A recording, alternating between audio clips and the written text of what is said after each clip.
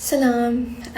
So I thought I'd come on here and tell you a little bit about my Revert journey, inshallah.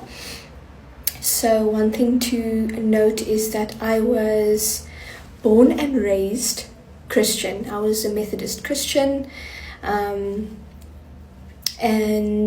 that's all I knew growing up, right? So that's the context in which I grew up in.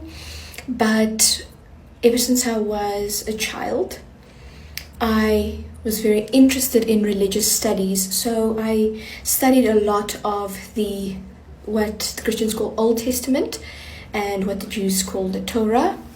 And I studied a lot of the religious and historical texts of the New Testament. So I knew the origin stories. I knew the background behind how the gospel started and the disciples and all of that. I knew it all. But I think by nature, I'm a very curious person. So what happened was in 2023, I think as you grow older, you're faced with existential questions. One of which was, why are certain things not answered in the religion that I follow? So I ended up doing a lot of research. For instance, Jesus, his mother Mary, there's nothing in the Bible truly about her and about her life, or recollections of Jesus's childhood, or anything that she might have written. And I always wondered why that was the case. So I did a lot of research, and I started asking myself, why is the majority of the New Testament written by someone who never met Jesus? Paul. He started the early Christian church. And I just also want to put a disclaimer here. It's not my job to change people's minds about their religion. That's not what I'm doing. And I think a lot of the horrible comments and horrible treatment that I got was from Christians saying, oh, I'm going to go to hell. That is your opinion. I never asked anyone to change their faith.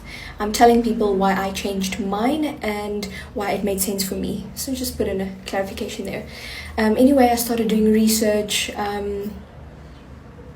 and that's how I stumbled on the Qur'an, because the Qur'an has a whole surah chapter about Maryam alayhi salam, Mary, mother of Jesus, and Jesus' birth and childhood, and we don't know a lot about that, or there's not a lot of information about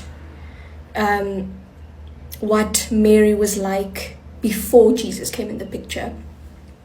And it took me about 2 surahs reading the Quran for me to realize, oh wow, this is the word of God. And again, take into account, I've read the Torah, the entire Torah. I've read the New Testament. I know it like the back of my hand. I grew up with it, grew up in church, did all the research, have all of the knowledge, read the texts. So when I read the Quran, I was astonished. I've never read anything like that. There's an immense power, and the linguistics alone made me realize, okay, something is different about this religion, about this text. And I did all of this in secret. I didn't tell my friends, I didn't tell my family, because it felt like I was betraying my faith. I was betraying Christianity, and I felt so ashamed. But the more I read about Islam, the more debates I watched. Debates of well-renowned priests versus Islamic scholars, and there are certain things that they couldn't answer. And what was always important to me was I need to not have blind faith. I need to know why I believe what I believe, because I don't think we can truly worship God if we don't understand our own beliefs. So I did research, and the truth was coming to me more and more, that this is what I need to, this is the faith I need to follow. And I started taking a look at my life, and that's another backstory. I had a very difficult first part of my life, and a lot of the things that happened, a lot of people that left my life, a lot of tragedies that happened suddenly made sense when I looked at it from the Muslim perspective. But I was still in denial, and I said to myself, this can't be. I'm Christian, and I can't betray my faith. I put it to bed for months. And then this is where the spiritual element of my conversion comes, where I stopped doing research on Islam, and I put it to bed. And I actually started becoming part of a different church, and I was going out meeting people, other Christian sisters and brothers. And I didn't think about Islam again. And then for a week, all of a sudden, late last year, it was before a surgery that I had to go through, before a big trial in my life, I started waking up at 3-4 a.m., which now that I'm Muslim, I'm realizing that was tahajjud time, and tahajjud is a prayer we make before the morning prayer. It's a prayer where, you know, you can ask for things, you can speak to Allah, you can speak to God. It's a very sacred time of the morning. I would wake up with chills all over my body, and I didn't understand why. And I was always very spiritually in tune with God. I always believed that God spoke to me in my dreams, which happened a lot during my childhood. So I said, this is it, God. Show me what you want to show me, because me waking up at 4 a.m. is terrible. So show me, just tell me what you want to show me.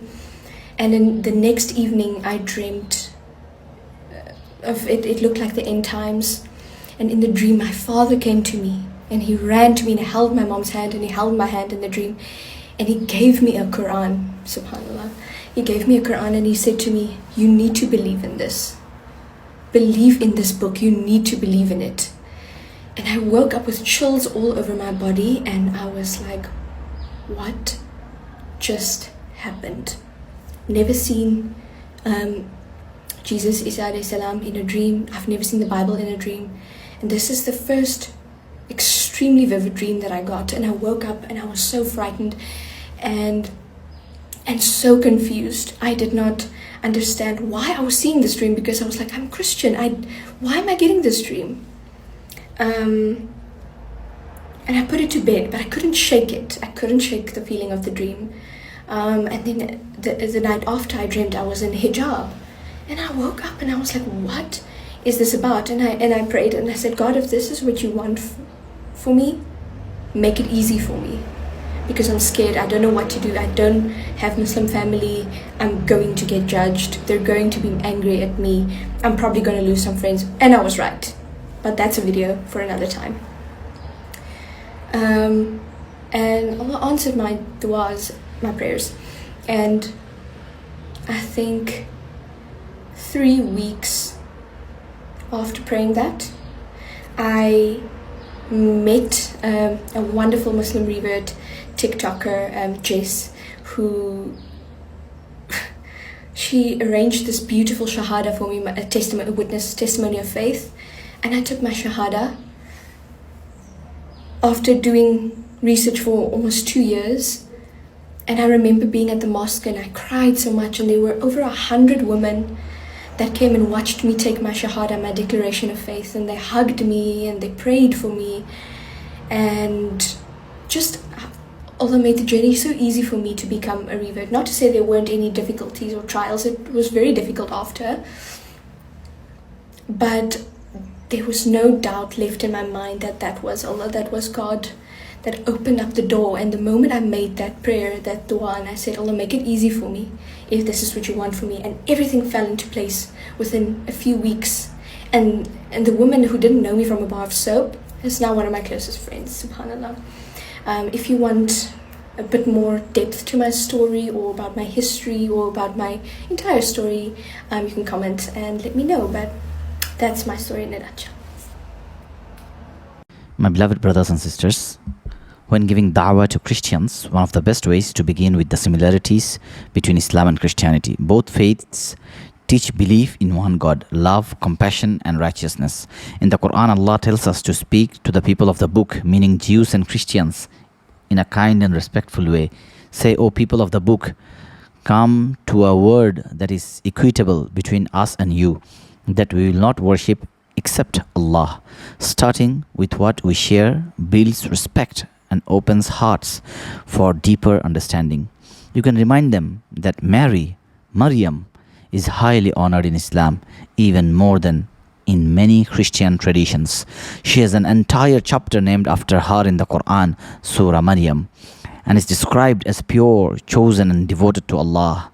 Muslims deeply respect her and recognize her great status. This often surprises Christians, and it helps them see that Islam holds the same figures they revere in high regard. It is also important to talk about Prophet Jesus, Isa alayhi salam, who is greatly respected in Islam. We believe he was born miraculously to Mary without a father, by the command of Allah. He performed miracles by Allah's permission, healing the sick and giving life to the dead.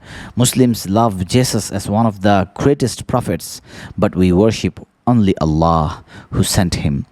When Christians realize how Islam honors Jesus and Mary, they often feel more connected and curious about the message of Islam.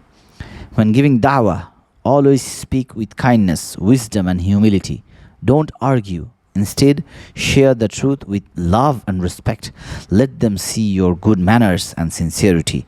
Many Christians have never heard how Islam truly views Jesus and Mary, and hearing it from a gentle heart can touch their souls.